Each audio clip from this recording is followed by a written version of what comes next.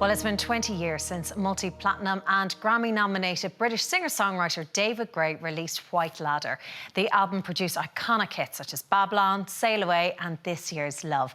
And it still holds the record for the best-selling album in Irish music history. Glenda sat down with the singer to talk about the unexpected success of White Ladder and beating U2 to the top of the charts. The love that I was giving you was never in doubt. Let go your heart, let go your head, and fail in now. Well, David, pleasure to speak to you. How are you feeling today? I'm good, yeah, I'm excited. Yeah, 20 years. Happy anniversary to White Ladder. I cannot believe it. It brings me back a long way. What about yourself when you hear that? Yeah, it is crazy. You know, a lot's happened since then. It was so intense back then. Yeah. You know, such an amazing feeling. It's sort of still with me, and I think it's still out there too. We're gonna be tapping into it again. Yeah. And of course, I suppose some of those songs were, you know, bringing you back to tied in with certain people in certain places. Will it be weird going back on that again, or do you not even? No, I mean, it's unusual to be playing an anniversary show. It's not something I've done before. Yeah. So it's a new experience. I don't know what that's going to feel like. I'm very used to sort of taking whatever album I'm doing at the time and sort of pushing that to the front and then working the other songs in alongside it. This is something completely different. It's turning around to face the past and it's basically giving everybody what they want. Jesus, what am I doing? That's what I was going to say. You are just like doing that, because sometimes we go to concerts and you play your new album and everyone's like, no, we don't want that, we want the old stuff. I know. It's a tussle sometimes. Yeah. Some nights it's easier than others. You know, you can feel their restless energy sometimes as people just want to jump on that old feeling. But of course, that's not what being a singer or a writer is. It's about moving forward, and you just hope you can take people with you. So sometimes it's a battle, sometimes it works. And of course, let's clear up something here, because, you know, on the way down I was researching you, and the Dublin papers claim you as having the first gig in Whelan's, and the Cork papers claim you as having the first gig in Cork. So which is it? It was Whelan's first and Cork second. Yeah. So the first tour was a two gig tour. It was Whelan's and the Triskel Arts Centre in Cork. So that's the running order. Both gigs were great. The Triskel Arts Centre was very small, very tiny. I remember that. And people were very serious and avidly listening to the music.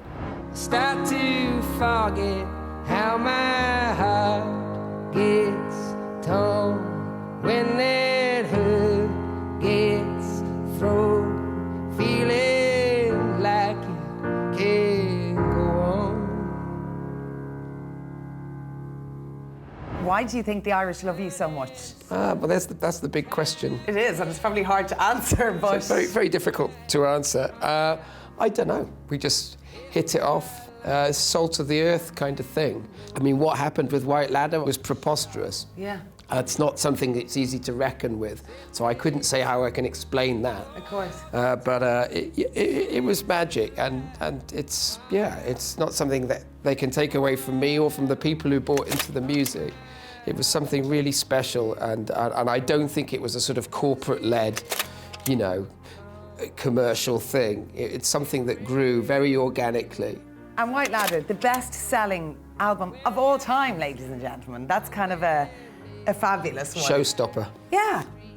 Well, as I say, it's impossible to reckon with stats like that. But in Ireland, it remained on our tiny little label. So we started with nothing. I mean, there was no marketing budget. You know, we paid a couple of people to try and get us some press and get us maybe on the radio, you know. Yeah. And it started out really small. But we kept it on our label all the way through over here. So for an independent, sort of self-financed record to become, I just don't think it could happen anywhere else. Yeah. And is it true that you underestimated record sales and you had to kind of hand deliver some? I did, yeah. Tell us about that. After the first White Ladder tour, which started first gig was in just outside Sligo, and I think the conversation before we got to that first gig was, I was talking to Clooney, we were going, you know, what are people going to make of this new music with this new record? We've got as much chance of them not liking it as actually liking it. We might lose the only fans we've got, because this is obviously something quite different. But by the time we played a few shows, you could feel, Jesus, there's something going on here.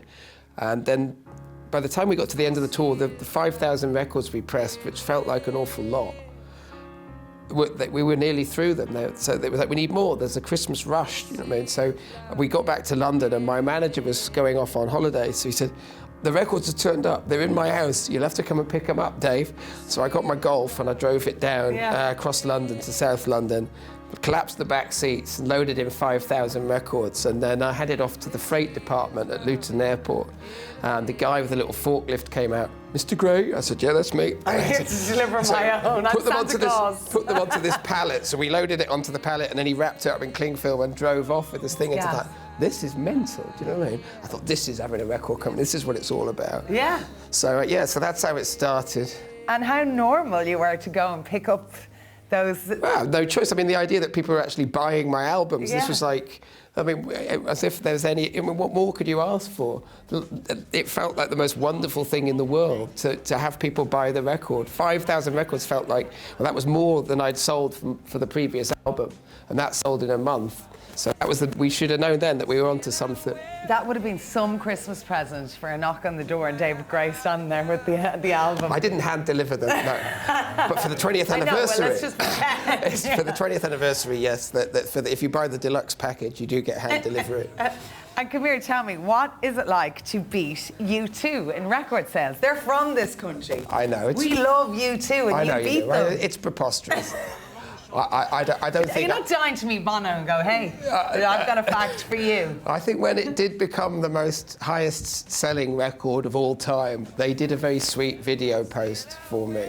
I'd like to find it again. I'd like to unearth it. But they did a little video message congratulating me. And that's the kind of lads they are. You know, they're for real, do you know what I mean? So absolutely. that was the nice touch. That's the first thing you say. But yeah, I am well. top. As you put, thank you for putting that out. I love it. Right, tell us, you're coming back 3 consecutive nights. How are you feeling about singing that album up on stage? Do you know the words of every song? Of course, yeah. It's all ingrained. I mean, how could I forget? I'm looking forward to it. I think it's going to be a special thing. It's going to be like a magic carpet ride, really. You know, it's not something I've done before. This, just going back and playing exactly the record from start to finish. So, I think it's going to be great. I don't know what it's going to feel like. I'd love to think that everyone's just going to be on board in an enormous way, and it's just going to be like cruising at altitude. You know. Yes, they will. And I wish you the best. Thank David. you. Cheers. Nice talking to you. Thank you. Sail away with me, honey. I put my heart in your hand. Sail away with me, honey, now. Sail away with me. What will be, will be. I wanna hold you now. Brilliant interview. Not what I thought he was going to be like. Does that make you feel old? Does it what? Does a bit, doesn't it? 20 years, yeah. It's a great album, though. When you listen back to the songs there, it kind of brings you back. But, like, that is going to be the soundtrack to people's teenage years, to dating whoever. It brings you right back to where you were, doesn't Absolutely. it? I really enjoyed him, I have to say. It was a great bit of crack. And, of course, the U2 line there, beating... He's the biggest record sales in Ireland to beat. So no wonder he's coming back to celebrate the 20 years of White Ladder. He's coming to Cork, to the Irish Independent Park on the 20th of June. And tickets go on sale on Friday. But we have a few tickets to give away to Ireland AM viewers, so you can go onto Ireland AM Facebook page and you can find out more there. Because, like, you could have met your husband, that soundtrack sums it up, and to be able to go again 20 years later. Yeah. I mean, it's kind of cool, yeah. He wasn't as serious as I thought he was going to be. Yeah, I thought that too. But no, you can see there was a bit of fun in him, and yeah, it was nice kind of looking back, you know, yourself. I was like, 20 years of White Ladder. I was like, oh my God, I can't remember, you know, those times. And then it's funny, once you sit in front of him, it all comes flooding back. And what's he been doing since? He lives in Wales. He's from Spending Manchester. his He lives in money, is Wales. He has a daughter and a wife, and yeah, I think he's just been enjoying life. So he's back into it. That's why I asked him, "Do you remember the words of the songs?" And he said, "Yeah, they're ingrained in me." So wow. So yeah. Isn't that the gig to get? You do one album, And you just live make your off money, it. and then that's it for 20 years until you come back. That's just Very fantastic. grateful for his success, though. That really comes across, doesn't Well, it? I think that what you said there, that happens to a lot of American stars. You know, they have one hit and kind of live off that for the rest of their life. It's incredible, Only isn't it? I could sing. I know, yeah. But he really kind of, it's like he is still grateful to the Irish audience, isn't he? He's very appreciative of how popular he was. Because there was a bit of a fight there to say where he did his first gig. Was it Cork or was it Dublin? You heard him there talking about it. But his show in Whelan's, when he arrived in, there was queues outside the door. This all came from a programme on TV that they played one of his songs and people fell in love with it. Anyway, he arrived into Whelan's and the queues outside, and he kind of battled his way through and went, "Oh my God, what other gig is on? Who are they here for?" And they were all there to see it. Oh, it's a lovely story. So I wish him the Great best.